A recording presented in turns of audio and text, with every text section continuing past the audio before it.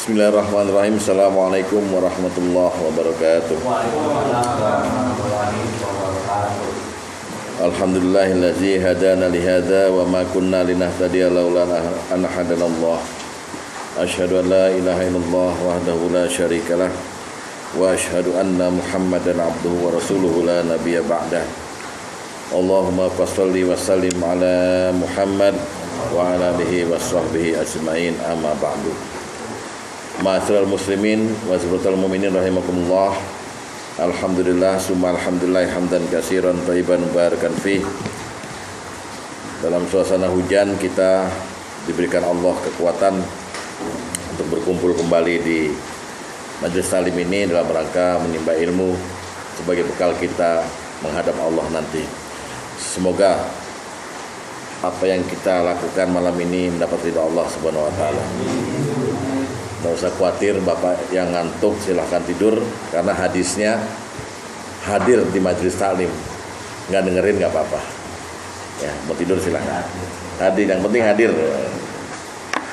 Kita teruskan sekarang respon Allah terhadap zikir dan doa. Masuk ke dalam nomor 5, yaitu Allah memberi ganjaran. Ganjaran itu dalam bahasa agama ada 3. 1 as-sawab. Nanti semuanya disebut pahala. Yang kedua al-ajrun. Ajrun juga pahala. Sawab. Sawab. Pakai sa ya. Ntar di ininya ada di ayatnya kalau mau nyontek. Satu lagi jaza. Jaza itu balasan. Enggak, jasanya. Nah, ini semua tiga-tiganya ini adalah respon Allah. Nah, terhadap apapun sebetulnya. Jadi hambanya itu taat, pasti Allah respon dengan jasa. Allah respon dengan sawab atau dengan ajr. Sawab itu artinya pahala. Pahala itu di dalam Al-Quran, sawab selalu diikuti dengan subjeknya, dengan objeknya. Misalnya sawabud dunia, sawabul akhirah gitu. Anda menghendaki pahala yang mana? Nah, itu diistilahkan oleh Allah dengan sawab. Kalau Bapak di dunia ini sering dapat kebaikan dari Allah, itu disebut dengan sawabud dunia. Tapi istilah Nabi itu rihul qabul, belum pahala yang sesungguhnya. Karena baik sawab, ajrun maupun jaza, Allah akan kasih di akhirat. Sudah dicatat bahwa Anda berbuat doa dan zikir, saya kasih, tapi nggak ngasihnya sekarang. Kalau kerasa sekarang di dunia ini Anda kayak dapat rahmat Allah gitu, itu bukan pahala yang sesungguhnya itu. Baru diicipin aja. Namanya rihul qabul. Contoh hadis ya, angin penerimaan lah. Contohnya begini. Ada hadis dari Tirmizi, siapa yang merawat orang tuanya dengan penuh kasih sayang di masa tuanya tanpa pernah menyakiti hatinya, maka Allah akan kasih kehidupan dia dan turunannya itu enak. Ini untuk agama apa aja, Pak? Bapak lihat orang Cina tuh yang ngerawat ibunya, ngerawat bapaknya dengan baik itu, wah, diberikan rihul qabul. Hanya bedanya ntar rihul qabul untuk orang-orang non muslim, ya udah itu aja yang dapat di dunia, di akhirat gak dapat. Kalau kita selain dikasih ngicipin pahalanya, tapi di akhirat kita dapat lagi. Nah, baik sawab, ajrun maupun, kalau ajr itu nggak dikaitkan dengan dunia atau akhirat. Contoh gini, illal ladzina amanu wa amilus sholihati falahum ajrun ghairu mamnun. Jadi ajr itu lebih pada kualitas pahalanya. Ada yang hanya dikasih sekali, ada yang ghairu mamnun, nggak putus-putus terus tuh. Makanya disebut dengan jariyah kadang-kadang. Jariyah itu mengalir. Bapak beli 1 sak semen untuk masjid, jadilah dia ditaruh di tiang lagi. Selama masjid itu ada sampai ratusan tahun, itu pahalanya untuk bapak ajrun tuh ngalir terus. Begitu dia nggak ada manfaatnya lagi, rubuh karena gempa atau apa, atau karena udah kena tsunami atau apa, udah habis. Paham ya? Nah, kalau jasa biasanya Allah untuk mengatakan pada seseorang ini, Anda udah pasti dikasih jasa. Ya. Ada di surat Al-Kahfi kan, surat Al-Kahfi ada. Nah, itu semua. Nah, tiga-tiganya ini kita sebut aja bahasa Indonesianya upah. Upah tuh muncul kalau kerja. Bagaimana dikasih upah kalau nggak kerja gitu loh. Paham ya? Jadi baik bahasa Indonesia kan upah nih atau pahala. Ini dikasih kalau kita melakukan sesuatu, baik melakukan itu diperintah atau tidak. Nah, khusus doa dan zikir, sawabnya ini dasarnya karena kita diperintah memang. Diperintah berdoa, diperintah berzikir. Oleh sebab itu munculnya upah ini karena ada perintah kerja. Satu, kedua, munculnya ajru sawab maupun jasa dalam zikir dan doa karena Allah janji. Karena Allah janji. Jadi kayak orang mau bangun rumah, lo bilang sama Wagino, sama Pak Ino, "No, saya mau bangun rumah, kamu yang bangunin semuanya," gitu. Ya, itu sebenarnya nggak usah disebut dengan honor atau upahnya, dia udah tahu pasti dikasih upah. Tapi sekalian saya janji juga, nanti kalau udah selesai, kalau sukses sesuai dengan gambar gitu, kamu saya kasih upah, saya kasih bonus bahkan itu. Nah, Allah juga begitu. Allah perintahkan kita untuk berzikir dan berdoa. Allah perintah, bukan Allah nggak perintah. Lalu kita melakukan, berarti kita menerima pekerjaan dari Allah. Lalu Allah juga kita mestinya tahu bahwa Allah kalau ngasih perintah ini nggak sia-sia. Nggak mungkin hambanya disuruh kerja, tapi kayak kita punya budak gitu, nggak dibayar. Kita dibayar. Jadi Bapak nggak usah sampai nomor 6, sampai nomor 5 aja nih. Kita berdoa apa aja gitu. Udah nggak usah mikirin dikabul apa enggak, karena udah pasti dikasih pahala. Walaupun pahala itu terserah Allah bentuknya seperti apa. Ya, di sini ntar, udah deh, kalau gitu nggak usah minta aja deh, doa aja yang banyak, zikir aja yang banyak, udah pasti ada dibalas, dikasih upah gitu. Nah, perintah yang masyhur untuk berdoa itu ada yang sering udah kita ayat nih kita ulang-ulang terus itu. Kata Allah apa? Ud'uni astajib lak. Berdoalah kepadaku, nanti akan aku jawab. Tapi Allah kasih syarat itu. Syaratnya apa? Innal ladzina yastakbiruna an ibadati, sesungguhnya orang yang menyombongkan diri dari beribadah kepadaku, saya sayadkhuluna jahannama dakhirin, akan aku masukkan ke dalam neraka jahanam secara hina dina. Jadi maksudnya kok perintahnya berdoa dan Allah janji akan dikabul gitu ya di nomor 6-nya tadi. Tapi Allah juga bilang sesungguhnya orang yang menyombongkan diri beribadah padaku, berarti doa itu ibadah. Jadi doa itu ibadah. Kalau udah ibadah berarti dia ibadah mahdoh karena diperintah langsung oleh Allah.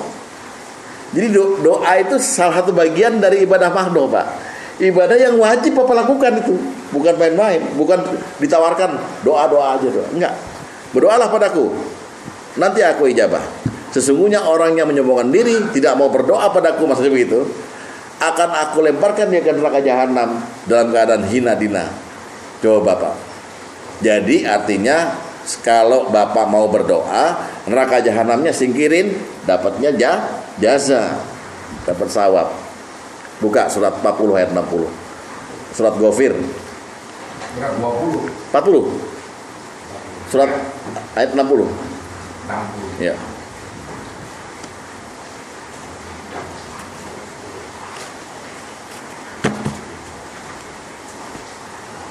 Ya, Bang Aman dibaca.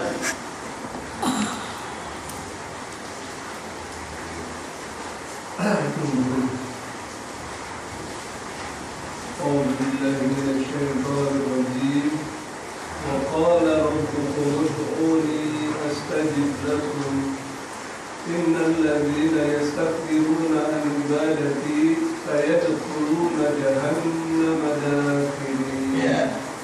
Dan Tuhanmu berfirman, berdoalah kepadaku, niscaya akan aku perkenankan bagimu.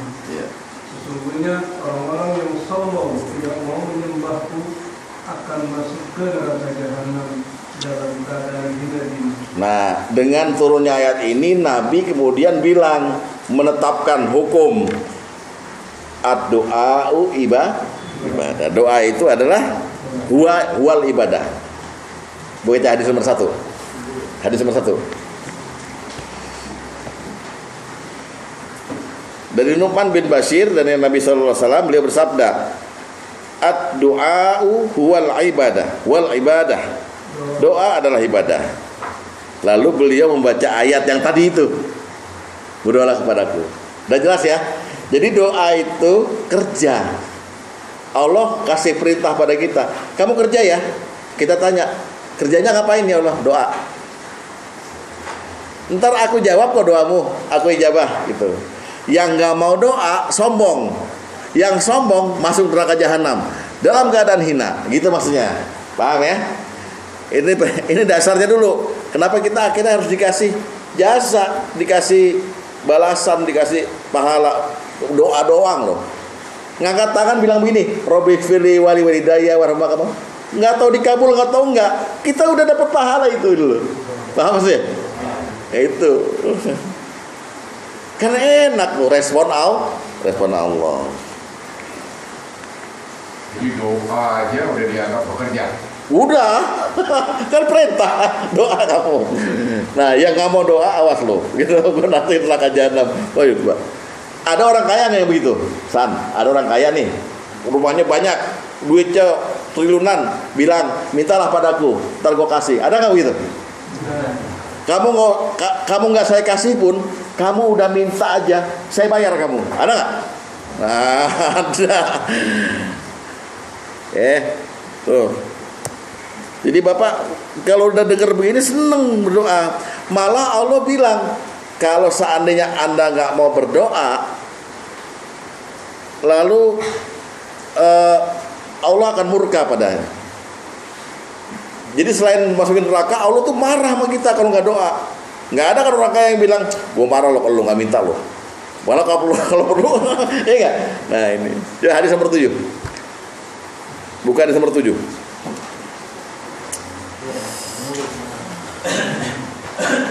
Sekarang untuk ngumpulin pahala doa melulu. Dari Abu Sulaim, dari Abu Hurairah radhiyallahu anhu, dia berkata, Rasulullah sallallahu alaihi wasallam bersabda, Man lam yas'allallah yaghdab alaih. Siapa yang enggak pernah minta sama Allah, enggak pernah doa, Allah murka padanya. Bapak suruh kerjanya bentuknya doa. Bapak mau dapat honor, dapat upah. Bapak enggak mau, dimarahin. Gitu aja kan logiknya kan begitu. Apa ada Ustadz orang yang nggak doa? Ada, banyak. Sholat, selesai sholat gitu, zikir gitu. Tapi doa tuh jarang, terutama kalau mau tahajud gitu, apalagi jangankan tahajud kali. Nggak pernah ngangkat tangan gitu, ngobrol sama Allah gitu. Ya Allah, seneng hamba jadi orang Islam, bersyukur gitu, doa ngobrol sama Allah, nggak pernah. Karena aneh gitu. Nah sekarang udah tahu kan, dalam surat Ghafir ayat 60, ud'uni astajib lakum. Gunanya apa doa itu? Gini loh, logiknya lagi ya. Saya udah pernah menyampaikan di sini. Kita nih hidup di dunia ini kayak lihat TV. Ya, kita lihat TV gitu. Kalau ada acara TV yang kita nggak suka gitu, kita gantikan acaranya. Ya kan? Kita ganti acaranya gitu.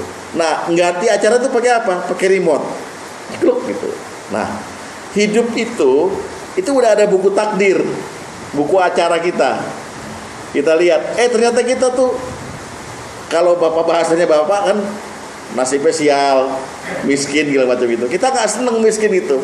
Kita ganti acara itu, tapi kita nggak sanggup ganti sendiri. Yang megang remote siapa? Allah. Nah, caranya pencet remote, doa, ya Allah berikan aku rezeki. Allah yang ganti, cukup. Dengan doa. Paham ya? Nggak bisa kita merubah keadaan, nggak bisa. Hanya Allah yang bisa merubah takdir kita, itu Allah. Itu ada dalam surat Ar-Ra'd ayat 39. Yamhullaha ma yasha wa yusbit wa indahu umul kitab. Allah menghapus sesuai kehendaknya, Allah menetapkan kembali sesuai kehendaknya, dan di sampingnya ada buku takdir. Paham ya? Doa itu fungsinya. Sekarang zikir. Zikir juga diperintah. Surat 33 ayat 41. Kita ulang lagi nih ayatnya. Udah pernah kita garap. Iya. Hafalan malah. A'udzubillahi minasyaitonirrajim. Ya ayyuhalladzina amanu dzkurullaha dzikran katsira. Hai orang yang beriman, ingatlah pada Allah, zikirlah pada Allah dengan mengingat namanya sebanyak-banyaknya. Mengingat sambil menyebut, ingat sambil menyebut, kan begitu. Ini perintah kan? Nah, berarti tadi perintah pertama kerjanya apa? Sekarang perintah kedua kerjanya apa? Zikir. Zikir yang mesti perintah. Nah, Bapak zikir, berzikir, sebut aja Allah, langsung dikasih pahala. Enak kan? Nah, manfaatnya apa zikir? Nabi pernah kasih bocoran. Kalau kamu nggak zikir, kamu nggak nyambung sama Allah. Kalau kamu zikir, itu sebagai sambungan kamu pada Allah. Sambungan, tali. Jadi kita zikir tuh kita niatnya pengen nyambung sama Allah. Syukur-syukur bisa nyambung tresno, nyambung cinta. Sebut nama Allah berarti nyambung. Nggak pernah nyebut nama Allah, nggak nyambung. Hati-hati Pak. Ya. Hadis nomor 11.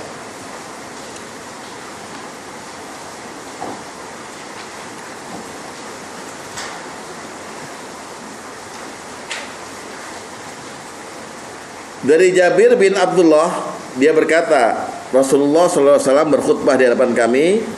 Beliau mengatakan, wahai manusia, bertobatlah pada Allah sebelum kalian mati. Bersegeralah beramal soleh sebelum kalian sibuk. Wasidul ladzi bainakum wa baina rabbakum bikasrati zikrikum lah.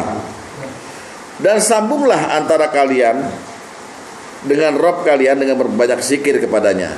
Sambung. Sambungannya manfaatnya apa? Begini.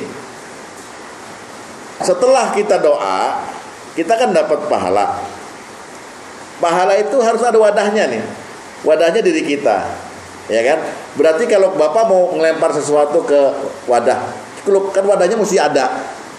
Nah, kalau orang zikir itu dia membuka wadahnya. Nah, sehingga pahala nyampe. Kalau orang nggak zikir, itu kayak wadah tertutup. Atau kalau Rasul bilang kayak orang mati. Orang nggak zikir tuh kayak orang mati. Jadi nggak bisa dilempar pahala. Oh, nggak ada orangnya, nggak nyambung sama saya, kata Allah gitu. Paham ya? Manfaat itu. Jadi kalau kita zikir, kita ngebuka wadah pahala kita. Kita sebut subhanallah, kebuka. Allah lempar pahala doa, Allah lempar pahala zikir. Begitu kita nggak menyebutnya Allah, tertutup itu. Dan Rasulullah bilang seperti barang mati. Seperti orang mati aja, seperti mayat. Mayat nggak dapat pahala, nggak dapat. Udah nggak ada hak. Habis sudah. Hadis nomor ke-2. Hadis nomor 2 ya.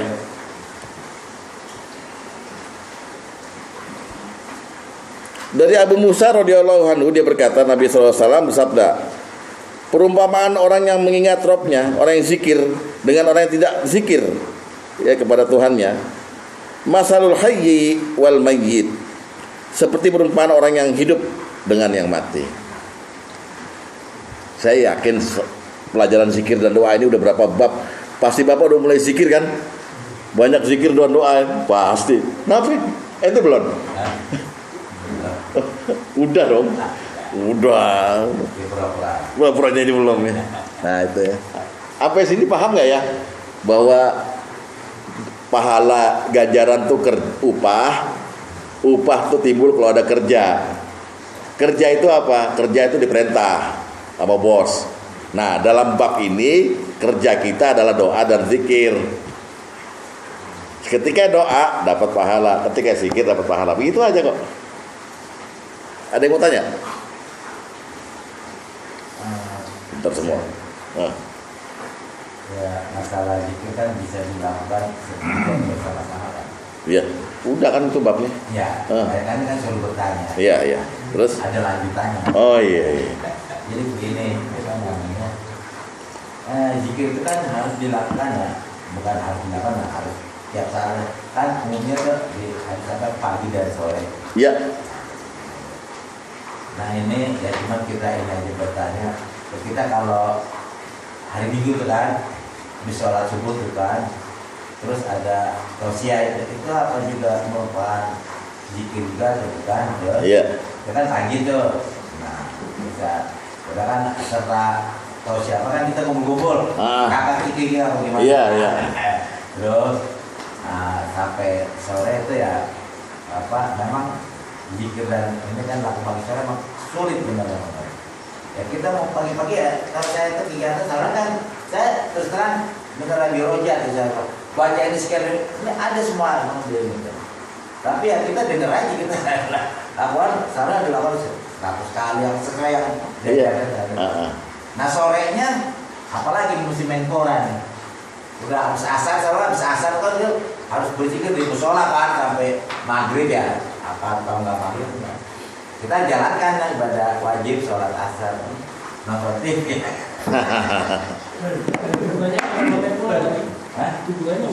Lalu ini belum selesai Bang. Terus. Ya intinya pagi dan sore itu ya sulit bagaimana gitu cara ini ya gitu. Jadi ya kalau kita mengerjakan. Iya kita juga jangan baibuk, jangan terlalu melihat rul gitu. Iya. Nabi kan juga adalah orang yang setiap saat berzikir. Bapak bersihin kandang ayam sambil Allah udah kena. Dia nggak terlalu pacaran. Lagi masak juga. Ya iya. Ya saya jadi Maksudnya kita anggap ya. Oke, good ya. Oh memang ahli zikir. Gimana Bang Aman? Si Paul Aisyah. Setelah kita menjalankan kaidah kita dalam berzikir dan berdoa, kita juga mesti berdoa supaya bagaimana amalan atau doa-doa kita diterima, tidak tertolak. Wa amalan tertolak. Ini penyebab apa nih harus kita jalankan di semua bahwa ada kemungkinan doa tertolak apa penyebabnya? Oh itu nanti dong bab 6 kalau doa tertolak. Iya. Terlalu maju. Ada futurolog. Nggak apa-apa, pertanyaannya canggih sebetulnya. Jawabnya susah. Aduh. Belum sampai itu, masih di bab 6. Mau buru-buru dia. Waktu ada pertanyaan? Ada. Kalau saya melihat, memang antum bilang ini adalah bagian dari pekerjaan yang kita akan upah. Iya. Iya.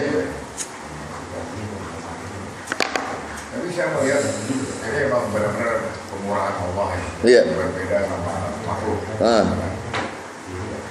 Saya mencoba menganalogkan bahwa zikir dan doa ini adalah kalau ilmu bela diri kita ikut karate, ikut silat. Tapi begitu kita fighting hilang semua. Kita zikir Allah Subhanallah, begitu dapat musibah tak lupa. Iya. Ya langsung mengeluh, berputus asa. Nah ini kemana tarikannya ke sini? Dari namanya udah dapat upah. Itu pertanyaan saya. Ya. Akan saya jawab. Ya. Kebetulan sekali bab berikutnya mengenai itu tuh. Bab berikutnya mengenai itu nih. Yang mau saya omongin nih. Yang mau saya omongin nih mengenai itu betul. Enggak diusir. Entar gak ada ruti. Jadi akan dibahas. Nah itu perintah tadi Pak ya. Perintah kerja. Sekarang kan saya tadi bilang selain perintah, upah ini timbul karena janji Allah. Nah, kemarin dibacakan oleh Pak Yanto nih ayatnya, surat Ibrahim ayat 24, buka. Surat Ibrahim ayat 24 dan 25. Ini janji bahwa orang yang doa dan zikir akan diberikan jaza atau pahala, ya. Lihat baik-baik ya. Saya akan baca per kata ya.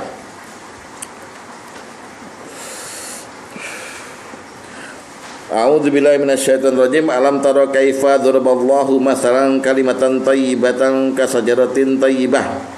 Tidakkah kamu perhatikan bagaimana Allah telah membuat perumpamaan kalimat yang baik seperti pohon yang baik, ya kan? Asluha sabit, akarnya kuat. Terus wa far'uha fis sama, dan cabangnya menjulang ke langit. Dulu pernah kita ini ya bahas ya, bahwa kalimat thayyibah adalah kalimat zikir dan doa. Kamu perhatikan nggak? Allah membuat perumpamaan zikir dan doamu seperti pohon. Pohon yang akarnya teguh, karena yang diucapkan kan la ilaha illallah subhanallah, teguh ke bumi. Dan itunya menjulang ke langit. Naikkan kita, doakan diangkat malaikat kan? Doa berzikir diangkat malaikat. Ayat selanjutnya bilang, ya, tu'ti ukulaha kullahinin biizni rabbihim. Pohon itu menghasilkan buahnya pada setiap waktu dengan seizin Tuhannya. Jadi kalau kita mengucapkan kalimat thayyibah, doa dan zikir ke atas, Allah akan kasih buah dengan izinnya. Buahnya itu jasa itu, ajrun, pahala itu. Jangan takut Pak, sebut aja Allah, udah sebut aja, dapat. Bentuknya kayak apa? Nggak tahu kita. Wallahu a'lam bishawab. Masa kita tanya sama bos kita, duitnya duit kertas apa duit rupiah? Transfer apa tunai? Nggak usah, cerewet tuh loh. Oh. Dapat aja. Dapat pasti. Ya kan? Nah, menjawab pertanyaan Pak Tom, ya kita bahas berikutnya. Bapak jangan GR dulu. Doa dan zikir itu pasti dapat pahala. Sebagaimana perbuatan lainnya yang soleh-soleh semua, sholat, puasa dan sebagainya. Tapi ingat, ada 8 penghalang di mana pahala Bapak bisa batal. Jadi sayang, pahalanya batal. Nih Pak Bambang tercatat nih sebagai la ilaha illallah wahdahu la syarikalah 1000 kali tiap hari. Itu luar biasa Pak pahalanya, ya kan? Tapi tiba-tiba nanti di hari kiamat Pak Bambang nagih. Mana? Saya punya upah, saya udah kerja la ilaha illallah syarikalah 1000 kali tiap hari. Kata Allah batal. Loh kenapa? Kamu salah satu dari yang 8 golongan ini bisa batal pahalanya. Ya. Mau sekarang apa besok? Ya, ya kan? Jangan ngantuk loh, ini bener nih. Ya, enggak, artinya begini Pak. Kalau saya nggak kasih tahu ini, ya ini kan mau jawab pertanyaan Pak Tom juga. Kalau nggak saya kasih tahu ini, Bapak zikir terus saja. Tapi Bapak punya sifat yang Allah benci. Percuma. Doa dan zikirnya ditambah, dijasa sama Allah. Tapi nggak bisa diambil. Kita kan kalau doa sama zikir itu deposit sebenarnya kan. Deposit pahala kan. Deposit apa namanya, ganjaran. Tapi nggak bisa diambil. Blokir. Nah, ini saya kasih tahu. Jadi pertama yang membuat kita batal pahalanya adalah syirik. Di samping kita berdoa, sholat, kita punya keyakinan ada kekuatan lain selain Allah, dapat pahala, dapat ya. Terdiambil nggak ada, 0. Contoh, ini majelis taklim nih, dirahmati sama malaikat, dinaungi gitu. Cicak jatuh, kita bilang, aduh siapa yang mati nih habis ini. Nah, tahayul masih dipegang, maka pahala majelis taklim tadi berzikir dan berdoa majelis taklim ada, tapi udah di kuning nih, stabilo nih sama malaikat. Ini ntar hilang nih tandanya. 1 sirik. Buka Az-Zumar ayat 65. Az-Zumar ayat 65. Surat 39. 45 apa ya?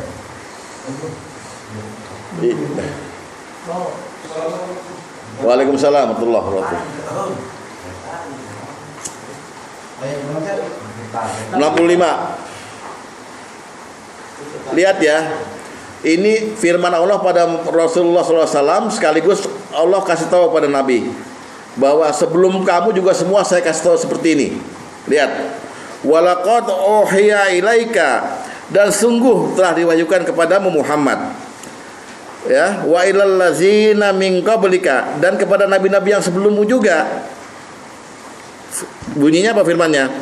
La in asyrakta la yahbatanna amaluka wa la takunanna minal khasirin. Sungguh jika kamu mempersekutukan Allah, niscaya akan hapus amalmu, akan hapus pahalamu, akan hapus jasa semua yang diberikan, dan tentulah engkau termasuk orang yang rugi. Nol Pak. Zikir kencang-kencang nih gitu, tapi sombong itu syirik Pak. Kalau Allah tidak mau disandingkan dengan batu dan berhala, Allah juga tidak suka disandingkan dengan diri kita. Pak Babang kok gede rumahnya ini, cuma 2 tahun bangunnya. Iya, lo makanya kalau dagang kayak gue, itu sama mau ucapan korun, ini semua adalah hasil dari ilmuku, kekayaanku ini. Nah, itu namanya mempersekutukan Allah dengan dirinya. Batal. Pahala-pahala zikir tadi itu hilang. Hilang. Hapuslah amalnya. Paham ya? Halangan pertama. Saya yakin gak ada yang syirik di sini ya. Amin. Nggak ada, udah lewat itu dulu pernah ke dukun, pernah. Tapi udah nggak percaya kan sama dukun, udah nggak percaya, gitu. Hadis nomor 9. Hadis nomor 9.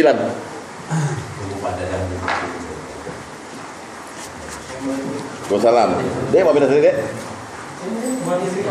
ada kosong. Ada kosong. Pak Dadang. Lagian makan malam jam 12 tadi. Bukan, alasan aku belum hafal. Nomor 9 berkata dari Abu Hurairah, dia berkata, Rasulullah Shallallahu Alaihi Wasallam bersabda, Allah Tabaraka wa Taala berfirman, kata Allah, aku adalah zat yang paling tidak butuh terhadap sekutu. Barang siapa yang beramal dengan menunjukkan zat selain aku, atau dalam bab ini berkata, barang siapa yang berzikir dan berdoa, tapi di samping itu di pikirannya ada Tuhan selain aku lah, kira-kira gitu ya. Ya. Niscaya aku akan terlantarkan dia berserta dengan kesyirikannya. Diterlantarkan, boro-boro dikasih upah, diterlantarkan deh.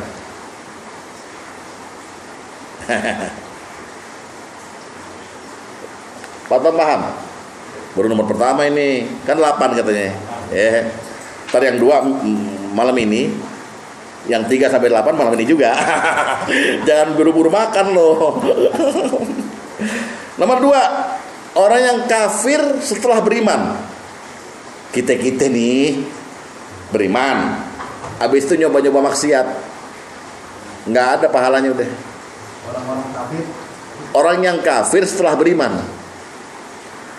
Jadi dia kafir, dia udah beriman, kejeblos lagi. Hilang pahalanya. Waduh, berat nih Pak Bang. Berat nih. Kalau emang nggak sanggup pakai ilmu ini pulang ya Pak. Bukan Pak Bang, semuanya. Surat Al-Maidah ayat 5.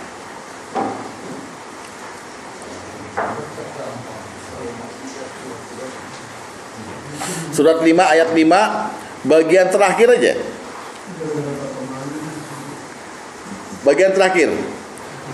Wa may yakfur bil iman faqad habita amaluh. Barang siapa kafir setelah beriman, sungguh sia-sia amal mereka. Enggak diupah, ya kan? Terus di akhirat termasuk orang yang rugi. Wa huwa fil akhirati minal khasirin. Rugi. Ini contohnya kafir setelah beriman tuh beginilah kira-kira. Dalam skala kecil aja kita nih orang beriman, nemu ayat, nemu hadis, kita ngeledek sama tuh ayat. Masa sih? Ibu-ibu begitu pesan.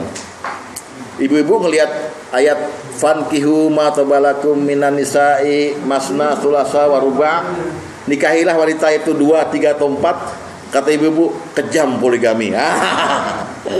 Baru udah beriman, jadi nggak setuju sama Allah. Hati-hati. Kita nih kalau lihat, kenapa ya, Pak Tom? Hati-hati, jangan kena gua ulang. Jadi tahu kan, gara-gara pertanyaan dia kan, jadi tahu. Jadi tadi yang nomor 2 setelah kafir beriman lagi. Enggak, kafir setelah beriman. Kafir Setelah beriman. setelah beriman. Setelah beriman kafir lagi gitu maksudnya. Jangan dibalik, Pak. Ya makanya setelah beriman kafir lagi. Iya, betul. Sama aja, Betul. sama aja. Kamu nggak salah kan? Salah. Kalau beriman kafir sama. Sah saja. Hah? Iya, udah tobat, kumat. Tobat. Ini prakteknya dikasih tahu sama Allah di Al-Kahfi. Dan Pak Tom tahu betul ayat ini. Buka Al-Kahfi 103. Pak Tom tahu betul ayat ini. Dia sering nyampain ke saya. Oh, boro-boro hafal. Hadis. Al-Kahfi. Al-Kahfi 103. Kagak hafal. 103 sampai 106. Lihat ya. Kul hal yunabbiukum bi ahsani a'mala. Nih. Katakanlah Muhammad, apakah perlu kami beritahukan padamu orang-orang yang paling rugi perbuatannya di dunia ini? Ya kan? Yaitu orang-orang yang sia-sia perbuatannya dalam kehidupan dunia, sedangkan mereka mengira mereka udah baik. Ini kan golongan orang-orang Islam beriman juga nih. Nah, disebut di situ. Mereka adalah orang-orang yang mengingkari ayat-ayat Tuhan mereka dan tidak percaya terhadap pertemuan dengannya. Fahabit a'maluhum fala nuqimu lahum yaumal qiyamati wazna. Maka sia-sialah mereka semuanya pahalanya tuh. Dan kami tidak memberikan pertimbangan terhadap amal mereka pada hari kiamat nanti. Kok parah banget ya? Kenapa orang seperti begini? Disebut di ayat selanjutnya, demikianlah kami berikan balasan pada mereka neraka jahanam karena kekafiran mereka dan karena mereka menjadikan ayatku dan rasulku sebagai bahan ejekan, bahan olok-olok. Di sini Bapak masih ada yang berpikir nggak kalau Nabi Muhammad SAW itu Nabi yang kuat seknya gitu, istrinya 11, Jangan mau dipikir begitu, mengejek Nabi, kafir setelah beriman. Jadi banyak pikiran kita mengenai agama ini yang kita nggak setuju sebenarnya. Cukup kita bilang sami'na wa ta'na, atau minta ampun sama Allah karena kita belum tahu hikmahnya di balik ayat ini apa. Minta ampun, gitu. Jangan sekali-kali dikomentarin. Ini kadang-kadang nggak ada harganya Pak lisan nih Pak. Lisan kita nggak ada harganya. Dibanding dengan ayat Quran nggak ada harganya lisan kita. Ya, jadi hati-hati terhadap agama Islam ini. Bapak harus bilang begini, raditu billahi robba wa bil islami dina. Aku senang punya Islam. Mau orang bilang Islam jelek, Islam teroris, aku senang punya Islam. Jangan sampai Quran dan hadis Bapak komentari dengan pikiran Bapak sendiri, yang itu kafir setelah beriman. Doa, zikir dikasih pahala, tapi dia apa Allah bilang habitat amaluhu, sia-sia amalku semua ntar. Lihat nanti di akhirat. Begitu kita tagih, mana pahala zikir saya? Nggak ada. 2. Nomor 3, murtad. Keluar dari agama.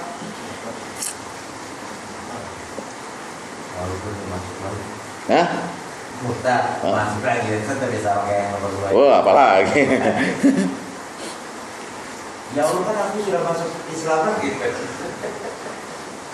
Udah daftar belum ke Dede gitu. Al-Baqarah 217 bagian akhir. Al-Baqarah 217 bagian akhir. Dari mulai Wamai. A'udzubillahi minasyaitonirrajim wa may yartadid minkum an dinih. Barang siapa yang murtad di antara kamu dari agamanya, maksudnya Islam ya. Fayamut, lalu mati, wa huwa kafirun, mati dalam keadaan kafir, faulaika, maka mereka itu habitat a'maluhum, sia-sia semua amalnya, baik amal di dunia maupun amal yang bersifat akhirat, nggak ada ganjarannya. Capek gak? Ini murtad ini bukan cuma terjadi ada orang bilang saya keluar dari Islam, bukan begitu. Ada orang yang setuju sama agama lain dengan akidahnya, murtad. Kita Pak, selamat Natal ya. Ustadz kan itu hanya untuk supaya alasannya banyak. Mencontohkan saja. Hati-hati. Kalau gitu si wakil presiden mencela-mencela. Aduh, berat. Jadi akidah kita harus pertahankan. Oh, semua agama sama, semua kan mengajarkan kebaikan gitu ya. Anda murtad. Kalau gitu Anda jangan ragu untuk Senin jadi Kristen, Selasa jadi Buddha, ya, Rebo jadi Hindu. Orang semua agama sama sih. Paham ya? Kalau Anda menganggap bahwa Islam yang terbaik, jangan ngomong begitu dong. Al-Imran ayat 85 berkata apa? Wa may yabtaghi ghairil islami dina fala yuqbala minhu wa huwa fil akhirati. Barang siapa yang mencari agama selain Islam, tidak akan diterima semua darinya, dan di akhirat termasuk orang yang rugi. Murtad dia, menyetujui kebenaran agama lain, padahal kita ini udah punya lakum dinukum waliyadin. Ustaz, toleransi Ustaz. Kita hidup dalam bingkai NKRI, Bhinneka Tunggal Ipret. Nggak bisa Pak, pertahankan Islam itu di sini. Jangan sampai sifatnya kita murtad. Nabi dalam hadisnya keras Pak, siapa yang murtad bunuh. Murtad bunuh. Ya. Nomor berapa? Menyebut-nyebut pemberiannya, menyebut-nyebut apa yang udah dia kasih. Oke. Disebut-sebut, terutama disebut di depan orang yang dikasih. Emang orang sifatnya begitu. Kalau dia berbuat kebaikan kepada orang lain, dia ingat terus. Tapi orang lain berbuat kebaikan pada dia lupa. Oleh sebab itu, ada orang yang datang. Orang ini rupanya curhat gitu. Gua udah itu nyoba dagang, tapi ya belum untung kali gitu. Ya lo kan gue kasih modal tuh. Nah, lo kan gue kasih modal tuh. Nyebut-nyebut pemberian. Kira-kira sakit nggak denger? Ya, modal cuma seiprit. Akhirnya terjadi. Nah, nyebut-nyebut itu disebut riya. Disebut riya. Sama di depan orangnya atau tidak. Misalnya Dede nyumbang 20 juta ke musola gitu. Udah bilang sama Syairul, jangan disebut ya nanti waktu di Jumatan atau di apa gitu. Pokoknya hamba Allah gitu. Iya kan? Udah disebut juga. Ada dari hamba Allah 20 juta gitu. Dede di samping Pak Sugeng. Kata Dede, ya. Sugeng kan nanya akhirnya, siapa yang 20 juta kira-kira? Kode. Hilang Pak pahalanya. Habis. Ya kan yang hamba Allah itu gue. Iya makanya nggak pakai gitu, biar ada agak elegan di bawah gitu. Hilang Pak. Tapi orang suka gatel. Sama di depan rumahnya Iksan ada masjid gede gitu. Iksan tuh udah nyumbang diem-diem, ya, nyumbang 30 sak semen malamnya, ditaruh malah nggak bilang-bilang gitu. Nah ini Pak Sugeng datang ke rumah Iksan, lo daripada bengong bikin akuarium begitu belum laku-laku, tuh sumbang masjid tuh, lo pancing-pancing sedekah. Dia kan nggak mau riya. Dia kalau apa, dia diem akhirnya. Kalau dia ngomong gue udah nyumbang, pahalanya hilang. Ya ntar insya Allah kata Iksan, insya Allah kalau gue laku aku diem. Jangan nunggu laku. Apa yang ada sumbangin aja. Akhirnya dia gatel. Gue gatel ini. Gue udah tuh dari gue tuh. Hilang Pak. habitat a'malu, hilang. Nah termasuk Anda rajin doa dan zikir itu dikasih, tapi nanti hilang gara-gara ria. Surah, yang penting udah gue bilangin. Hadis yang disebut kan ini saya kasih modalnya. Wah, gue belum kurang berdoa kali kamu gitu. Dengan itu bisa omongan kita. Ya pokoknya asal dia jangan bilang saya udah kasih. Termasuk pada orang pribadi ini loh. Jangan diungkit lagi kalau pernah ngasih. Yes, lo ingat gak waktu itu gue kasih? Wah, ya dia bingung. Dia bingung kenapa? Karena Ustadz sering ngasih. Ustadz kasih terkelas gitu. Jadi dia bingung. Akhirnya sakit hati. Ngapain sih disebut-sebut lagi? Ya kan? Jadi jangan gatel pak.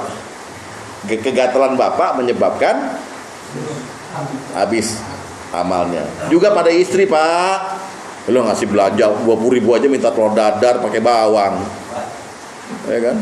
Kalau orang yang tahu sendiri gimana pak? Karena Pais ini bang Kautin juta, Pais kemarin 10 juta gitu. Terus? Ya, saya bilang ke Pais cuma kamu setel 10 juta, terus Paisnya ngomong apa gimana? Pak Isnya cukup untuk menghindar dari itu, cukup bilang itu cerita hoak. Tapi hoak sambil nangis, bener gue kok. Apaan? Tahan diri pak, sama istri apalagi jangan ungkit pemberiannya, jangan ungkit ini, ya kan? Kalau kita baik hati sebagai suami yang baik, ya kita hibur tiap tahun sekali, kita kasih gelang 3-4 gram gitu. Tapi udah pak, cuma 4 gram aja ngocehnya selangit. Sama dengan orang pelit, kehilangan duit pak, itu luar biasa. Contohnya begini, orang sholat Jumat, dia udah ngesetting 20 ribuan ditaruh sini untuk dirokok, ya. Lalu 2 ribuan di sini untuk kotak amal. Kotak amal lewat, dia ngantuk, dia keluarin yang 20 ribu tuh. Habis itu beli rokok kan, 2 ribu. Astagfirullahaladzim. Itu ceritanya ke teman-teman 3 hari 3 malam pak. Sialan gua salah masukin gitu ya. Padahal untuk Allah. Nah itu gilanya kita tuh begitu. Tapi kalau punya pemikiran, biasa sih aja. Pemikiran biasa ceban, nggak ada cebanan gimana? Berantem dia. Ini cuma tambahin cebanan 20 nanti kan diganti sama Allah gitu. Akhirnya? Saya masuk. Oh ya udah kalau masukin ria. Ya habis cerita. Diganti sama Allah. Ayo kita buka surat Al-Baqarah 264. Al-Baqarah 264. Wahai orang-orang yang beriman, ya ayyuhallazina amanu la tubtilu. Nah, ini tubtilu itu batal artinya atau sia-sia. La tubtilu sadaqakum. Sadaqatikum. Nah, ini ada 2 sifat, bil manni wa adza. Manni itu artinya apa? Bukan menyebut, kalau adza itu menyakiti. Lo sih orangnya kagak minta mulu, itu menyakiti azza. Kalau mani menyebut-nyebut gitu, padahal udah gue kasih lo 3 juta. Jangan, kata Allah, jangan sampai situ. Seperti orang yang infakkan hartanya karena riya pada manusia dan dia tidak beriman pada Allah dan hari akhir. Perumpamaan orang itu seperti batu licin yang di atasnya ada debu. Batu itu dihujanin, maka tinggallah batu itu licin lagi. Terus lihat, la yaqdiruna ala syai'in mimma kasabu. Mereka tidak memperoleh sesuatu apapun dari yang mereka kerjakan. Mereka nggak diupah sama Allah, malah nggak diupah Pak Tom, malah nggak dijaza. Di sini ada nggak yang pernah begitu? Angkat-angkat aja yang ngaku. Apa untuk dipuji orang, sampai-sampai kita tega riya itu. Itu di hari kiamat nanti orang kayak gitu, ya. Kan kita minta pahala sama Allah. Apa kata Allah? Kamu pergi ke orang yang dulu, kamu tunjukin amal kamu dan lihatlah apa ada pahala dari dia. Udah gak dikasih pahala, suruh ngambil pahala ke orang yang dulu. Sengsara gak? Hadis nomor 3.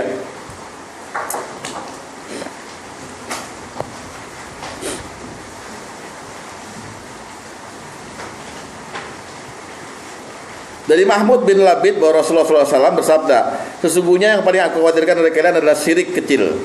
Mereka bertanya, apa itu syirik kecil wahai Rasulullah? Rasulullah SAW menjawab, riya. Allah Azza wa Jalla berfirman pada mereka pada hari kiamat, saat orang-orang diberi balasan atas amal-amal mereka. Saat orang-orang diberi balasan atas amal mereka. Apa kata Allah? Izhabu, kamu pergilah, kamu tumilah ilal ladzina yaktumun ilal ladzina kuntum turauna fid dunya. Temuilah orang-orang yang dulu kamu tunjukkan amal kalian di dunia. Fanzuru, dan perhatikan, lihatlah, hal tajiduna indahum jaza. Apakah kamu menemukan balasan di sisi mereka? Pahit gak, Pak? Pahit. Ini apa jadinya, apa yang sering MC kemukakan kalau tidak jalan kemukakan kafir? Iya. Balasan Allah yang terbaik untuk kamu. Khairul jaza, itu upah. Apa khairul jaza? Terus jaza semua khairul kafir. Jazakallah khairul jaza, boleh. Jazakumullah khairan katsira, boleh, yang banyak kan maksudnya. Udah? Nomor berapa? Nomor 5, getol nguber dunia. Getol nguber dunia. Getol nguber dunia. Jadi rajin Pak orang ini. Wah pokoknya ya kayak Iksan gini, rajin. Tapi Iksan enggak, Iksan beriman dia. Amin. Wah bikin akuarium misalnya. Wah rajin. Enggak sholat. Atau enggak pernah berdoa, enggak pernah zikir. Atau zikir doa gitu. Tapi dunianya dia kalau orang kayak gini sama Allah dikasih dunia. Rasulullah kan bilang, manjada wajada. Siapa yang sungguh-sungguh akan dapat. Tapi di akhirat kata Allah nggak dapat apa-apa lagi. Orang lo kerja di dunia ini mintanya untuk dunia.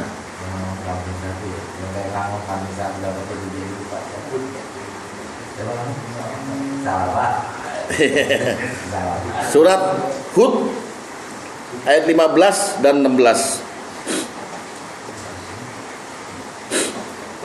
Hati-hati Pak, utamakan akhirat Pak ya. Boleh jadi orang kaya boleh. Surat Hud ayat 15 dan 16. Oke, kita mulai. Mangkana yuridul hayatat dunya wazinataha. Barang siapa yang menghendaki kehidupan dunia dan perhiasannya, nuwafi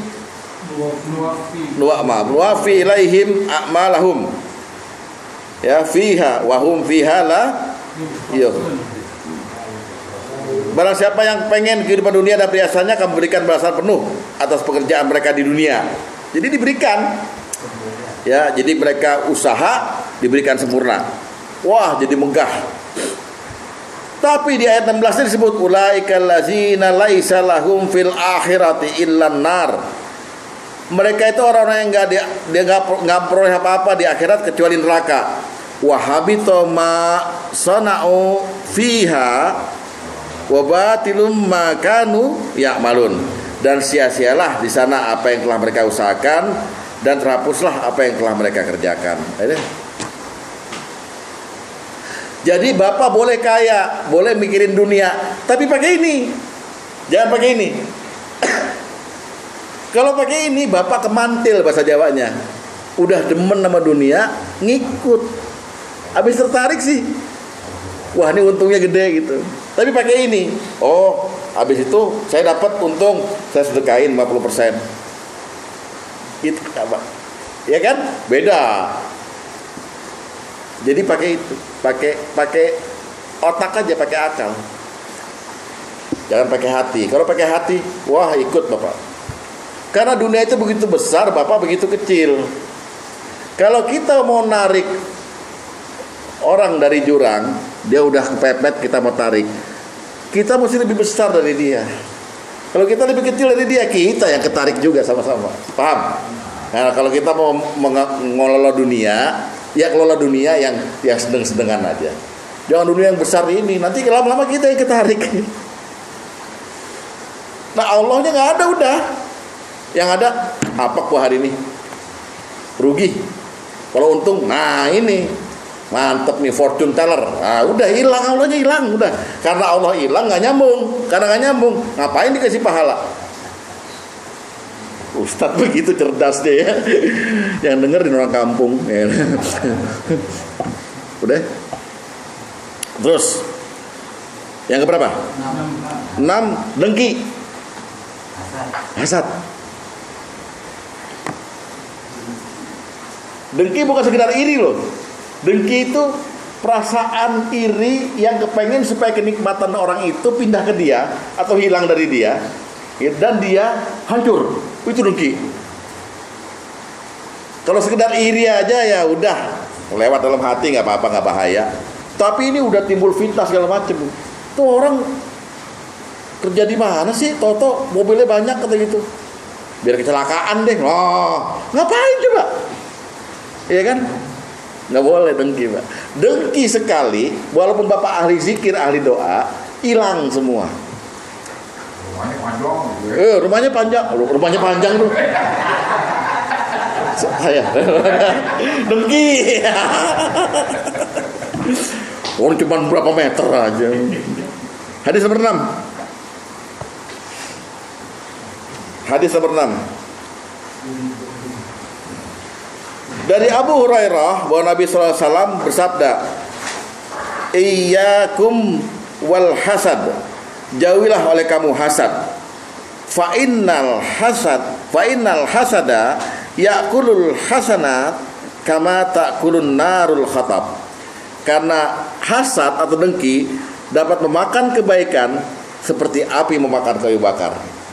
Pahala udah banyak nih, dengki sekali dimakan tuh pahalanya, kayak api makan kayu bakar, habis. Bicara kayu bakar Bu. Iya. Apa namanya? Bicara api unggun. Api unggun camping, oh bukan. Daripada kamu mentang-mentang lebih baik kamu mencari kayu bakar untuk dijual. Oh itu ada ntar di bab selanjutnya. Pulang. Saya kumpulin barang-barang barang-barang kayaknya. Kita kumpulin. Nah, gue daripada minta gue kumpul nanti gue bawa untuk berapa banyak kan. Jual. Iya, Nabi bilang begitu. Malah di hadisnya ada tulisan wahai Sugeng gitu.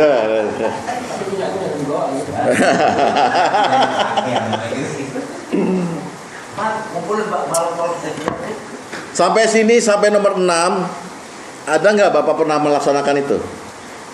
Dengki apa pernah? Ya, istighfar tobat ya.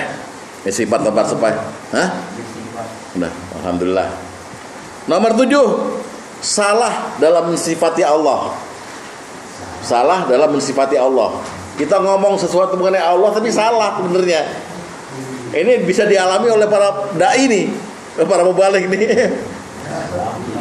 Baik, kalau mensifati Allah. Jadi kalau kita ngomong soal Allah, hati-hati. Jangan so tahu. Ya.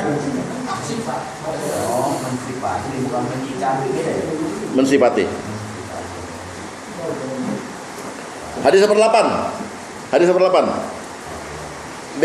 Lihat baik-baik ya, perhatikan ya. Dari Jundab bahwa Rasulullah SAW telah bercerita, pada suatu ketika ada seorang yang berkata, demi Allah, sesungguhnya Allah tidak akan mengampuni si fulan.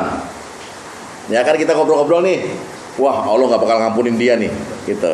Ya. Sementara Allah berfirman, siapa yang bersumpah dengan kesombongannya atas namaku bahwasanya aku tidak akan mengampuni si fulan, maka ketahuilah, sesungguhnya aku telah mengampuni si fulan dan telah menghapus amal perbuatanmu yang ngomong begitu. Nah, dibalik sama Allah. Tahu.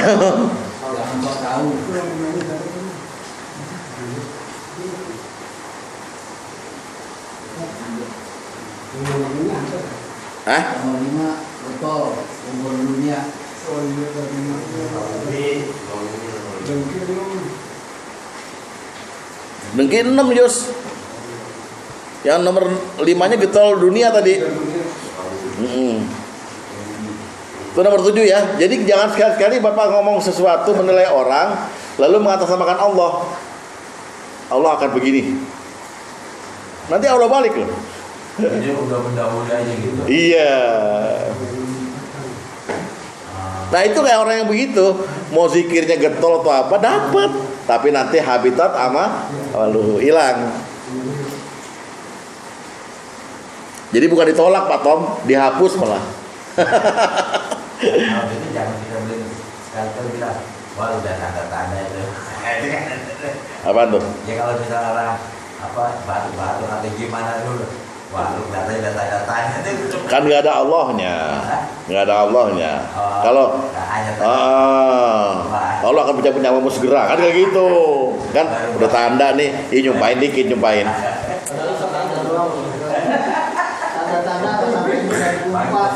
Nah, yang nomor 8, mudah-mudahan saya doakan diri saya sendiri dan bapak-bapak semua tidak pernah. Tapi kalau ada yang pernah, jangan senyum ya. Jangan senyum ya. Nomor 8 nih orang yang pahalanya bakal hilang walaupun dia zikir apa doa gitu. Adalah orang yang kalau rame soleh, giliran sepi dia maksiat lagi. Orang lagi rame nih, dia soleh dia. Wah, ngomongnya agama. Giliran sepi, nonton BF. Wah, itu orang yang amalnya hilang. Lain Pak, lain. Munafik jadi jatuhnya. Nifak. Jadi di depan orang dijalwat dia soleh, begitu udah di sendirian, entah di kamar, entah di kantor, dia melakukan kekafiran. Mudah-mudahan nggak ada ya, nggak ada, nggak beda. Gitu doanya mau diterima, nanya lagi, dikabulnya bagaimana Pak? Cari Google lagi. Nah ini yang sifat yang seperti itu ya, jenis kekafiran yang hapus itu. Apanya? Itu kan Sifatnya dong. sifat karena kemunafikannya atau Iya. karena perbuatan. Pasti. Hah? Pasti. Iya, hadis nomor 12. Hadis nomor 12. Dari Abu Amirul Hani dari Sauban dari Nabi SAW bahwa beliau bersabda, sungguh aku telah mengetahui bahwa ada satu kaum dari umatku yang datang pada hari kiamat dengan membawa kebaikan, pahala, ya sebesar gunung Tihamah yang putih. Tapi lantas Allah menjadikannya sia-sia. Lah, pahalanya udah segunung dibawa nih. Allah menjadikannya sia-sia. Sauban berkata, wahai Rasulullah, sebutkan ciri mereka pada kami dan jelaskanlah tentang mereka pada kami supaya kami tidak menjadi seperti mereka sedangkan kami tidak menyadarinya. Beliau bersabda, sungguhnya mereka adalah saudara-saudara kalian dan dari golongan kalian. Mereka salat malam sebagaimana kalian mengerjakannya, tapi mereka adalah kaum yang jika kembali pada apa yang diharapkan Allah, mereka terus mengerjakannya. Jadi sama kita nih, tahajud juga, zikir, doa semua. Sama puasa sunnah. Begitu sendirian, keluar aslinya.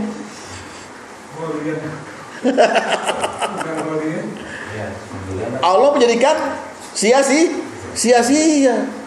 Dia bawa pahalanya ke hadapan Allah. Allah minta diregister dong. Ini aku mau bawa ke surga nih pahalaku. Prung, hilang. Dulu kamu di dunia begitu sih.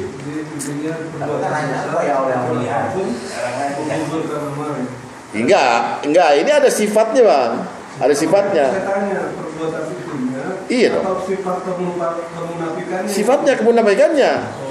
Karena iya. Nganggap Allah ngelihat. Iya. Syirik juga kan? Kalau di sini kan perbuatannya nih Pak. Itu datang Terus mengerjakan. Pokoknya Rasulullah cerita, itu golongan kalian juga. Golongan kalian juga. Mereka sholat malam juga. Kayak kalian, tapi begitu mereka sendiri, mereka berubah total. Jadi ahli maksiat. Nggak ada kan di sini? Nggak ada. Di rumah masing-masing kan masih ada muadzin. Di sini soleh-soleh kan? Gitu. Nah, itu kira-kira bab 2. Nah, bab terakhir baru jenis pahala untuk orang yang doa dan zikir. Hanya ada 3. Ya. Hadisnya banyak, hadisnya ada 16. Sampai bab ini gimana? Ada pertanyaan lagi ya? Ini saya tadi 8 jadi apa nih perkataan ini? Ya munafik aja mendingan. Orang yang taat kalau rame-rame, tahu-tahu maksiat kalau sendirian. Tidak istiqomah kan gitu Ustaz. Boleh. Tapi itu terlalu umum, Pak. Karena ini spesifik. Dia pura-pura. Ya. Sebenarnya dia nggak berkehendak begitu, Pak, sebenarnya. Tapi ada penyakit hati gitu loh. Yang belum merasa puas dengan suatu kemaksiatan dan dilakukannya sendiri rahasia gitu. Tapi dia pikir di dunia sama di akhirat cuma dia doang yang hidup gitu. Oh, lu kan maha melihat.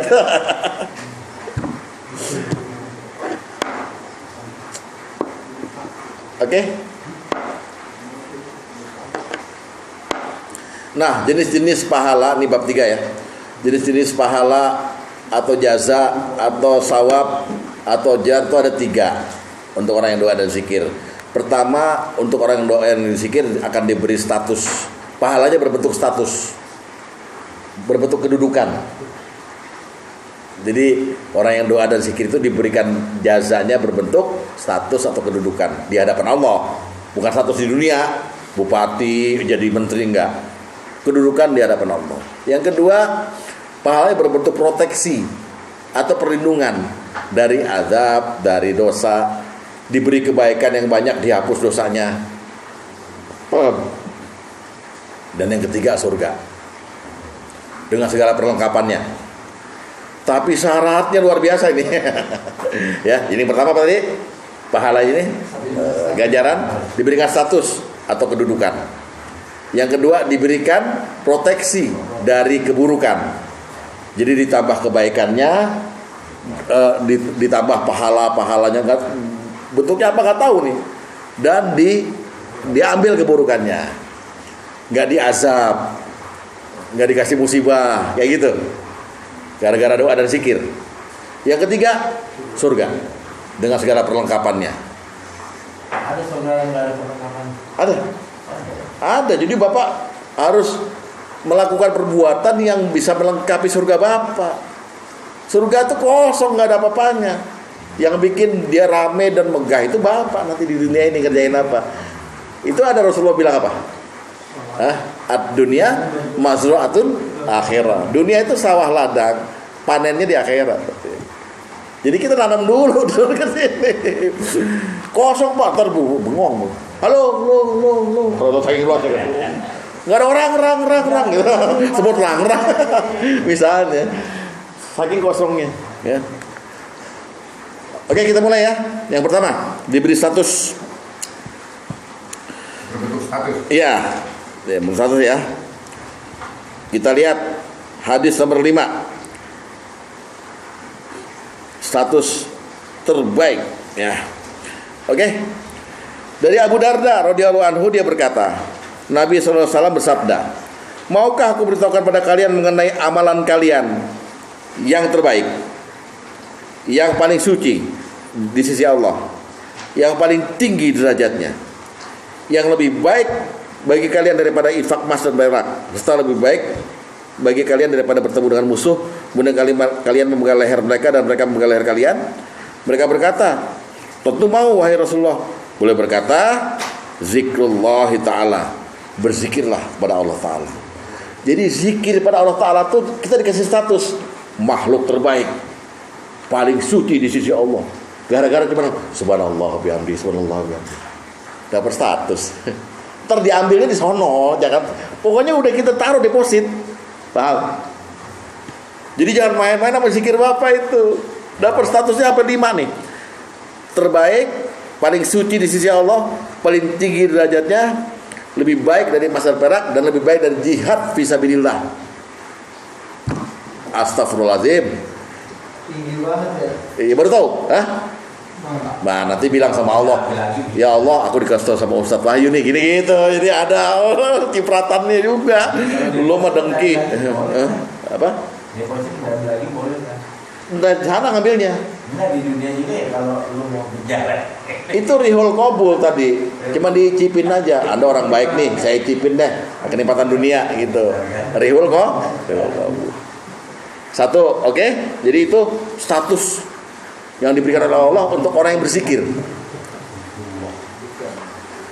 Nah, pertanyaannya sekarang, boleh nggak sebelum mulai zikir kita ngarepin ini?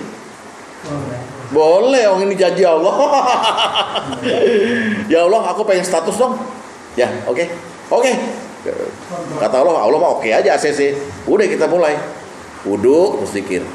Subhanallah bihamdi, subhanallahil azim. Subhanaka wa bihamdika asyhadu an la ilaha illallah. Wah, mulia. Terbaik semuanya. Oke. Status.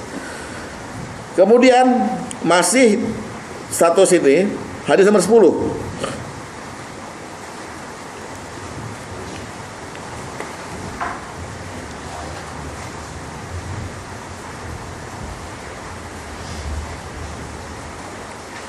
Dari Abu Hurairah radhiyallahu anhu dari Nabi sallallahu alaihi wasallam, beliau bersabda, tidak ada sesuatu pun yang lebih mulia menurut Allah taala selain doa. Laisa sayun akrama Allahi taala min doa. Bayangkan kalau orang nggak doa. Orang nggak doa statusnya jadi hina.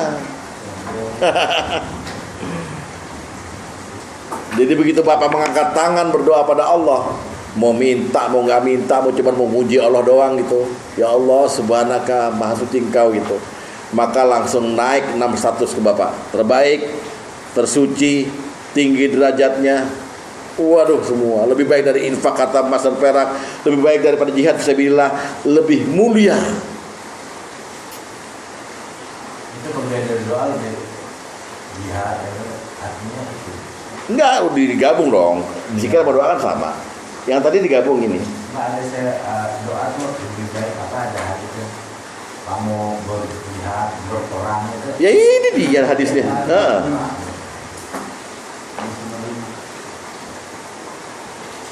Kalau udah tahu begini, kira-kira kepengen nggak sering-sering zikir berdoa? Pengen ya, sering-sering zikir dan doa supaya kita nambah deposit. Ya, tapi ingat, jangan sampai kita munafik, pengen dunia terus, jangan. Meminta dunia, ya Allah, minta, gampang. Lalu tadi kita di hadis tadi yang mengenai terbaik itu ada derajatnya lebih tinggi dari jihad ya. Nah, kita mendalami lagi. Hadis nomor 4. Dari Abu Sa'id Al-Khudri bahwa Rasulullah SAW pernah ditanya, siapa hamba yang paling utama derajatnya di sisi Allah pada hari kiamat? Beliau menjawab, ini derajat paling tinggi, paling utama.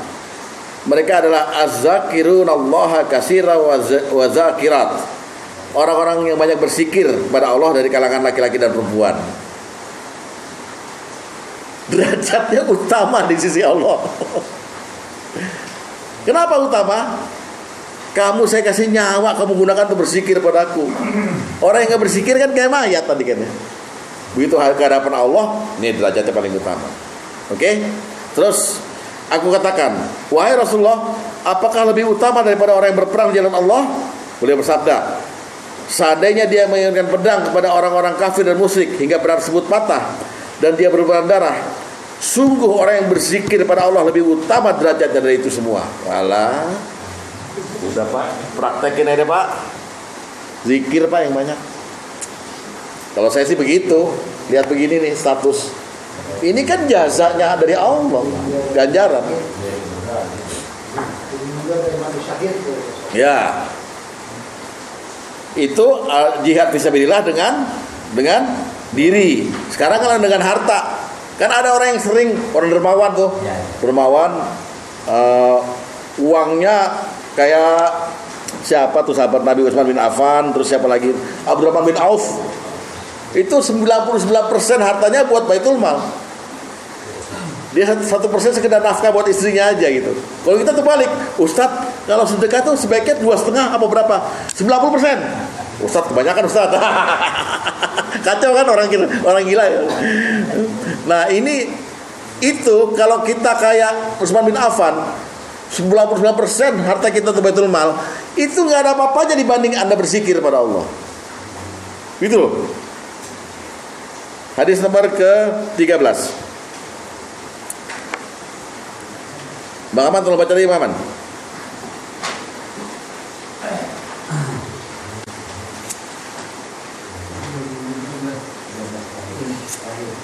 Bismillahirrahmanirrahim. Dari Sahal bin Mu'adz, dari ayahnya dia berkata, Rasulullah sallallahu alaihi wasallam bersabda, sesungguhnya salat puasa, inna salata wa siyam wa dzikra mudha'afu 'ala nafaqati fi sabilillah bi sab'i mi'atin dan zikir akan dilipat gandakan pahalanya di atas pahala berinfak di jalan Allah sebanyak 700 kali lipat.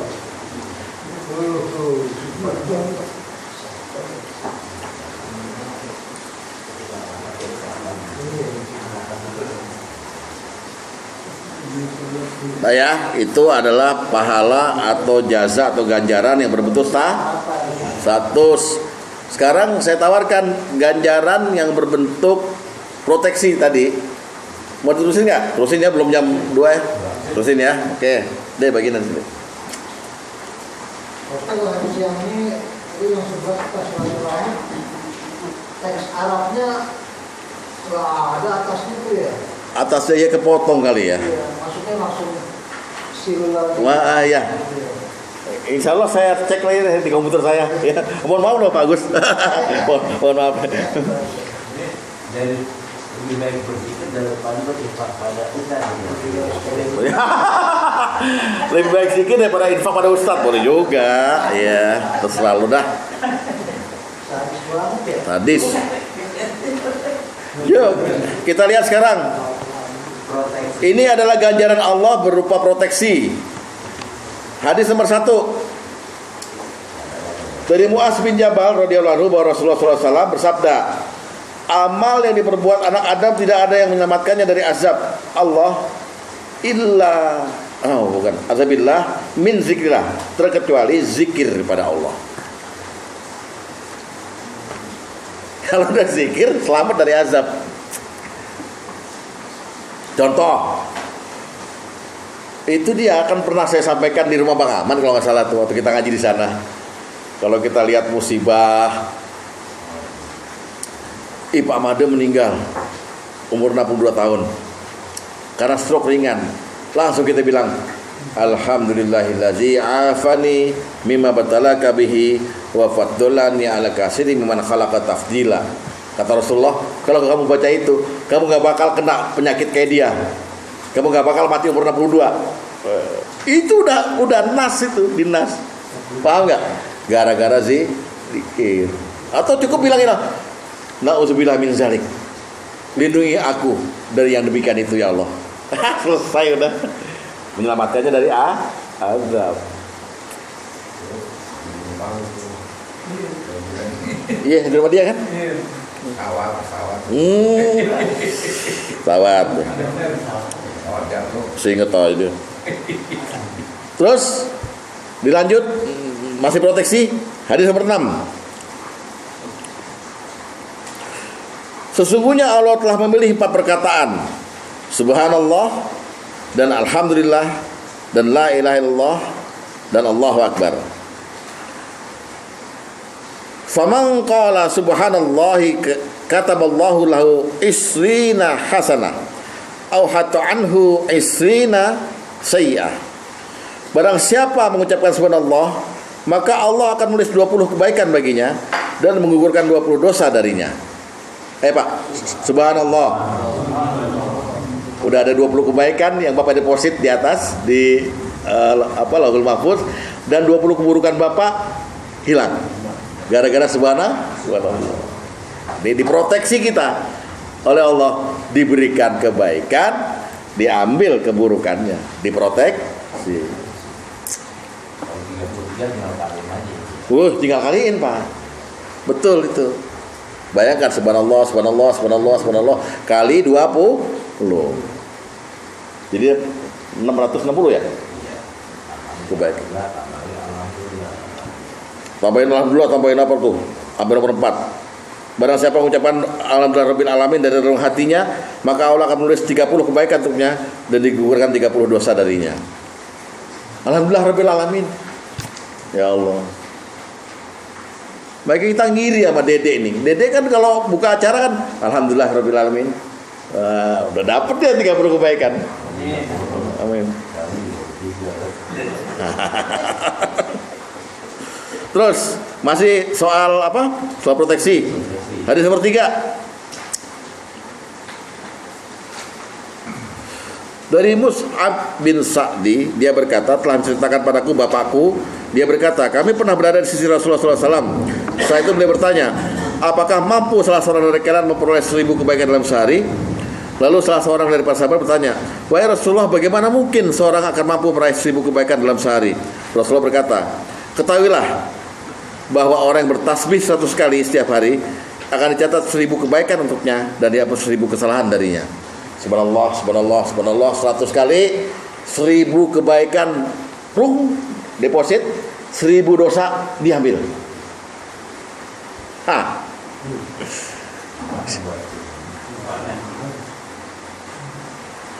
Nah, yang buat hafalan malam ini, ya bukan, enggak, jangan ke situ tadi. Ya, ini kan proteksi Allah nih. Kita dibikin jadi orang baik, diganjar kebaikan, lalu dihapus keburukan. Nah, yang terakhir dari proteksi, hadis nomor 10.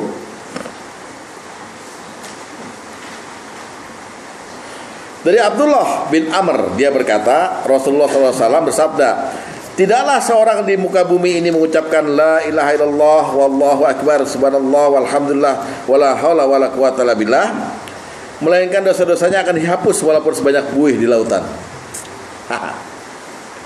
Pikir. Ya. La ilaha illallah. La ilaha illallah. Wallahu akbar. Wallahu akbar. Subhanallah. Subhanallah. Walhamdulillah. Walhamdulillah. Wala haula wala quwata illa billah. Bapak seperti bayi baru lahir, amin. Amin. Waduh, dosanya hilang. Yakin, jangan gak yakin, jangan ngarang kali Ustaz. Sableng. Yakin. Jasa, ganjaran. Nah, bab terakhir adalah ganjaran berupa surga. Surga. Ini enteng aja. Kalau Bapak baca Sayyidul Istighfar, ya, di sore hari terus meninggal, pasti masuk surga. Amin. Begitu juga kalau waktu pagi Bapak baca, terus tiba-tiba meninggal, pasti masuk surga. Allahumma anta rabbi la ilaha illa anta khalaqtani wa ana abduka wa ana ala ahdika wa ba'dika mastata'tu wa a'udzubika min syarri ma sana'tu abu laka bi ni'matika alayya wa abu bi dzambi faghfirli fa innahu la yaghfiru dzunuba illa anta. Pagi-pagi jam 8 pagi mati surga. Bukan saya yang bilang, Rasulullah. Pertanyaan siapa dulu? Hafalannya nanti ntar botak semua kan, ya kan? Mau surga botak ya. Ayo, hadis nomor kedua. Hadis nomor 2 dari Syaddad bin Aus dari Nabi SAW, beliau bersabda, sesungguhnya penghulu segala istighfar yang paling baik adalah jika seorang hamba mengucapkan Allahumma anta rabbi la ilaha illa anta khalaqtani wa ana 'abduka wa ana ala ahdika wa ba'dika mastata'tu wa a'udzubika min syarri ma sana'tu abu laka bi ni'matika alayya wa abu bi dzambi faghfirli fa innahu la yaghfiru dzunuba illa anta. Lalu Rasulullah berkata, jika dia mengucapkan di waktu sore lalu meninggal, maka dia akan masuk surga. Dan dia jika mengucapkan di waktu pagi lalu meninggal pada hari itu, dia mendapatkan seperti itu juga. Saya tanya, Sayyidul Istighfar ini doa apa zikir? Dua-duanya. udah meninggal surga, sebelum meninggalnya itu Allah kasih jaza, Allah jawab pula. Allah tugaskan malaikat, waduh, makhluk paling utama nih, gitu Pak. Kita lihat respon Allah kepada kita gitu, seperti itu. Cuma surganya kosong. Ya, lu jangan hafalan sekarang deh. Di sini mau hafalan dia orangnya. Surganya kosong, mesti dengan segala kelengkapannya. Ya, pertama kelengkapannya rumah. Yang mau dapat rumah di surga, dibangunin rumah di surga, dari sini rencananya mulainya. Siapa yang mau dibikin rumah di surga? Ada bacaan zikirnya. Hadis nomor 9. Dari Salim bin Abdullah bin Umar, dari ayahnya, dari kakeknya, bahwa Rasulullah SAW bersabda, barang siapa yang di pasar mengucapkan tidak ada Tuhan yang berhak disembah, itu tadi, la ilaha illallah wahdahu la syarikalah, lahul mulku wa lahul hamdu yuhyi wa yumit wa huwa hayyun la yamut biyadihil khair wa huwa ala kulli syai'in qadir, ya, maka Allah akan mencatat baginya 1 juta kebaikan dan menghapus darinya 1 juta kesalahan. Wa banalahu baita fil jannah, dan akan membangunkan rumah untuknya di surga. Masuk pasar, baik kita pedagang maupun pembeli, kita niatnya lurus, lurus saja. Kalau kita pedagang jangan curang, kalau kita pembeli jangan terlalu nawar lah, jangan macam-macam. Pokoknya bener lurus, beli lalu ucapin ini, la ilaha illallah wahdahu la syarikalah, ada rumah di surga. Sibuk malaikat tuh molen, adukan, kusen semua. Bener, ketawa, bener saya udah kesono, ya kan? Dalam mimpi, nggak diaminin brengsek. Ya Pak ya, simple kan? Nah, tapi ada juga orang yang dibangunkan rumah di surga, syaratnya agak berat, ya, yaitu dia kehilangan anaknya meninggal, terus dia bilangnya gini, alhamdulillah inna lillahi wa inna ilaihi rajiun. Kata Allah, malaikat, bangunin rumah buat dia di surga, namain itu Baitul Hamdi, rumah pujian, karena dia memujiku setelah anaknya aku ambil. Ini jangan deh, kalau bapak nggak sanggup. Tapi itu salah satu cara untuk bangun rumah di surga, itu punya anak, itu sayang sama anak kan. Anak meninggal, lalu kita bilangnya alhamdulillah, kita puji Allah, inna lillahi wa inna ilaihi rajiun. Dengar begini aja ya udah pada. Jadi alhamdulillah dulu baru kita. Iya, di alhamdulillahnya itu yang langsung dibikinin rumah surga, namanya Baitul Hamdi, rumah pujian khusus buat kita di situ. Ini orang tua sarap ini ya. Orang tua sarap. Waduh, speleng nih. Berat banget Ya tapi dapatnya apa Pak? Ada Dapatnya apa ya? Kalau nggak mau ke pasar aja tadi, ke pasar bilang la ilaha illallah kayak gitu. Itu anaknya nggak pandang umur Pak. Nggak pandang umur. Iya, mau kecil mau gede. Iya, nggak pandang umur. Hadis nomor 4. Orang yang banyak pikir itu bersiap untuk dikatakan orang gila. Iya. Dari Abu Sinan dia berkata, aku menguburkan anakku, dan saat aku masih di kuburan, Abu Thalha menarik tanganku lalu mengeluarkanku dari kuburan. Saya berkata, maukah kamu aku berikan kabar gembira? Aku menjawab iya. Abu Thalha berkata lagi, Ad-Dahhak bin Abdurrahman telah berkata padaku dari Abu Musa al-Asy'ari, dia berkata Rasulullah SAW bersabda, ketika anak dari seorang hamba wafat, Allah Ta'ala berfirman, wahai malakul maut, engkau telah mencabut nyawa anak hambaku, engkau telah mencabut nyawa penyejuk mata dan buah hatinya. Mereka menjawab, iya. Allah Ta'ala bertanya, apa yang hambaku katakan? Mereka menjawab, dia memujimu dan mengucapkan istirja. Innalillahi wa inna ilaihi raji'un, ya. Allah Ta'ala berfirman, buatkanlah untuknya sebuah rumah di surga, dan namakanlah rumah tersebut dengan Baitul Hamdi, rumah pujian. Udah gak usah nyengir deh kalau gak sanggup. Berat Pak. Tapi ganjarannya surga. Zikirnya cuma alhamdulillahirabbil alamin, inna lillahi wa inna ilaihi raji'un.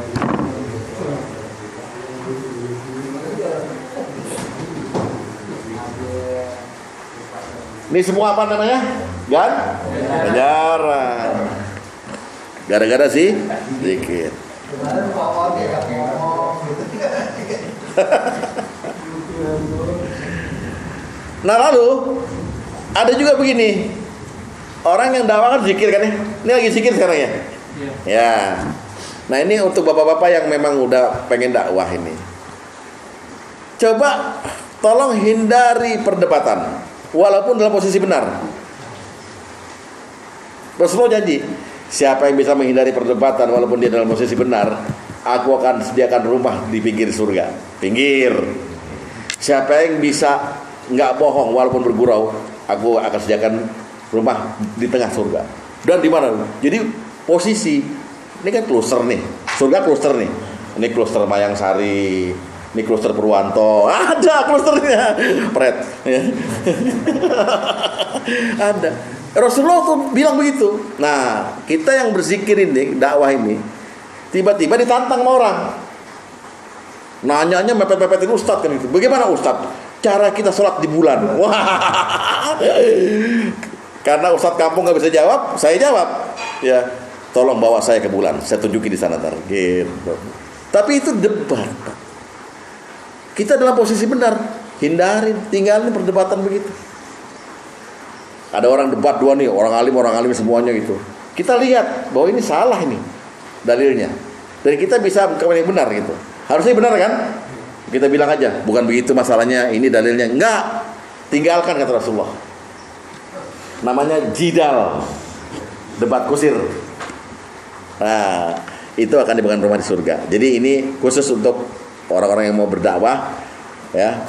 Selain kalau nyebut Allah itu jangan sembarangan sifatnya, juga harus menahan diri, jangan sok-sokan. Biarin aja orang ngomong begitu, biarin aja. Ya. Iya. Ganjarannya surga loh Pak. Berarti rasa kita kepengen dibilang orang alim itu lebih besar daripada itunya loh. Ya kan kadang-kadang kita kalau udah pinter, udah alim nih, ya kita carilah orang-orang yang kira-kira ya ini agak goblok-goblok dikit lah ngomongnya. Kita kuasain kan, itu gitu. Kalau ta'ala fi kitabil karim, orang tuh bengong, Arab nih, Arab tapi kok kayak jambu air hidungnya bukan gitu. Amin. Kalau ngasih rokok Arab nih. Ya kita lihat hadis nomor 7. Dari Abu Umamah dia berkata, Rasulullah SAW bersabda, aku akan menjamin rumah di tepi surga bagi seorang yang meninggalkan perdebatan walaupun dalam posisi yang benar. Aku juga menjamin rumah di tengah surga bagi seorang yang meninggalkan kedustaan walaupun dengan maksud bergurau. Dan aku juga menjamin rumah di surga yang paling tinggi bagi seorang yang berakhlak baik. Nah yang pertama aja dah tadi, yang di pinggir surga, lumayan di pinggir Pak. Di pinggir sononya kan itu, pemandangan laut. Ya. Kalau di tengah lihat ya rumah Sugeng, sini ya rumah Pak To. Udah bosan kan? Udah ketemu 18 tahun di sini. Ya. Jadi zikir kita ini kalau dakwah itu, ya memang ditujukan untuk menyampaikan kebenaran Allah pada makhluk. Ikhlas, bukan untuk orang ini ntar saya debat ntar lagi nih, saya debat nih, bener dia ngomong begini, hajar sama kita kan. Anda sama saya kan duluan saya tahu agama. Kali-kali lu boleh hajar. Betul. Maju dong. Nah, tinggalkan perasaan itu, Rasulullah jamin kamu tinggal di pinggir surga nanti. Rasulullah kok di pinggir? Ya kamu satpam. Bagian pagar. Tapi nggak apa-apa surga. Daripada pinggir neraka lu. Ganjaran gara-gara zikirnya diucapkan. Lalu ada juga istilah bukan rumah tapi diberikan istana. Istana di surga. Hadis nomor 5. Ini gampang nih. Bapak laksanakan ntar ya. Sebelum subuh laksanakan. Dari Mu'az bin Anas al-Juhani, salah seorang dari sahabat Nabi SAW. Dari Nabi SAW beliau bersabda, barang siapa membaca Qul huwallahu ahad sampai sempurna akhir surah sebanyak 10 kali, Allah membangunkan istana di surga baginya. Hanya qul huwallahu ahad, Allahu samad 10 kali. Allah akan bikin istana buat dia di surga. Umar bin Khattab berkata, kalau begitu aku akan berbanyak membacanya ya Rasulullah. Rasulullah SAW bersabda, istana Allah lebih banyak lagi dan lebih bagus. Allah nggak kekurangan stok. Lalu baca berapa? Baca 1000 kali, Allah kasih lagi istana yang lebih bagus. Ya, qul huwallahu ahad, Allahu samad. 10 kali doang, Bang. Istana ini. Tapi saya dengar juga baca huruf ini orang bisa berangkat haji baca ini juga berangkat haji. Iya, itu kan nggak masuk dalam bab ini gitu, makanya nggak saya. Nggak ada. Ini kan ngomong masalah surga, ganjaran. Nah sekarang bagaimana Bapak tiap pagi habis subuh, sesuai yang dibilang Pak Sugeng tadi bahwa kita ada acara apa atau tausiah itu termasuk zikir kan? Tapi Bapak mungkin nggak ikut tausiahnya, ya udah Bapak di rumah kulhu 1000 kali, boleh. Qul huwallahu ahad, Allahu samad, lam yalid wa lam yulad wa lam yakul lahu kufuwan ahad. Istananya, waduh, kalau Mas Bapak punya istana di situ, saya nggak boleh masuk kali. Assalamualaikum. Usir. Dia ngajarnya sok dulu gitu, sengak kasih hafalan gitu. Apa cuma buru-buru? Ya Pak ya. Gitu. Nah rumah udah ada, surga udah kita masuk, rumah udah ada, tentunya ada harta kekayaan di dalamnya. Ada harta kekayaan di dalamnya. Nggak ada apa-apanya di sini, proyek upil. Iya, proyek upil. Proposal lah, begitu. Ya. Hadis nomor 8. Ini harta kekayaan ya. Dari Abu Musa al-Asy'ari dia berkata, Rasulullah SAW bersabda padaku, apa sabdanya Rasulullah? Ala adulluka ala kalimatin min kunuzil jannah. Maukah aku tunjukkan kepadamu salah satu dari sekian banyak perbendaharaan surga? Maksudnya harta kekayaan surga ya. Aku menjawab, tentu wahai Rasulullah. Rasulullah bersabda, ucapkanlah la haula wala quwata illa billah. La haula wala quwata illa billah. Itu harta, nanti hartanya Bapak sebut tapi di sana ntar ketemu malaikat, masuk rumah. Kok enggak ada sofa? Tring ada sofa. Kok enggak ada ini? Tring ada semua. Ada bidadari nih. Ada ring ada bidadari. Lu cewek mulu pikirannya. Loh, Al-Quran berkata begitu. Di sana kau mendapatkan apa yang kau inginkan. Namanya harta. Tapi modalnya apa? La haula wala quwata illa billah. La haula wala quwata illa billah. Simpel nggak? Simpel. Terakhir, rumah ada, kekayaan ada. Kok nggak ada taman? Ada pohon-pohon? Ada. Bisa kita tanam dari sekarang. Hadis nomor 11. Hadis terakhir. Nomor 11. Dari Ibnu Mas'ud dia berkata, Rasulullah SAW bersabda, aku pernah bertemu dengan Nabi Ibrahim alaihissalam pada malam ketika aku diisrokan, Isra Mi'raj ya. Kemudian dia berkata, wahai Muhammad, sampaikan salam dariku kepada umatmu dan beritahukan pada mereka bahwa surga itu debunya harum, airnya segar, dan surga tersebut adalah datar. Tanamannya adalah kalimat subhanallah walhamdulillah la ilaha illallah Allahu akbar. Bapak baca subhanallah walhamdulillah la ilaha illallah Allahu akbar, pohon 1. Baca 100 kali, pohon 100. Wah, ada janda bolong, antarium semua, yang Bapak suka semua. Rumput gajah semua gitu. Tapi dari zikir. Canggih ini ya. Belum ada Lu rabu.